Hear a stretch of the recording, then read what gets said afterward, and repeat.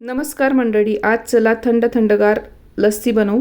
तर इथे मी रात्रीच्या वेळेस अर्धा लिटर दही गरम करून थंड करून त्यामध्ये थोडंसं विरजण घातलं व अशा प्रकारे दही बनवून घेतलं। तर इथे दही अगदी छान घट्टसर बनलेलं आहे। यातूनच मी 2 मोठे चमचे भरून दही एका भांड्यामध्ये घेते व याला रवीने फिरवून घेते। तर आपण इथे लस्सी बनवतोय, तर लस्सी बनवण्यासाठी दही कधीही रवीनेच फेटायचं, मिक्सरच्या भांड्यामध्ये अजिबात फेटू नका। यातच थोडंसं पाणी घातलं मी, कारण दही थोडं घट्ट होतं म्हणून पाणी घातलं।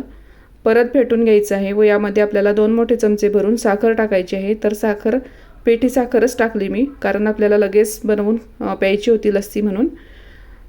त्यानंतर यामध्ये आईस्क्रीम घालायचं आहे। तर मी इथे व्हॅनिलाचं आईस्क्रीम घातलेलं आहे।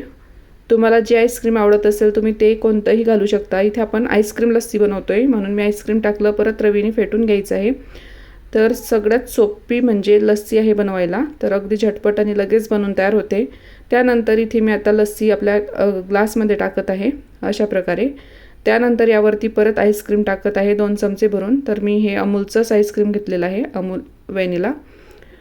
अशा प्रकारे इथे लस्सी बनवून तयार झाली। यावरती डेकोरेशन म्हणून मी रूह अफजाचं सरबत आहे माझ्याकडे, ते टाकत आहे। याने टेस्ट खूप सुंदर लागते आणि दिसायलाही लस्सी खूप छान दिसते।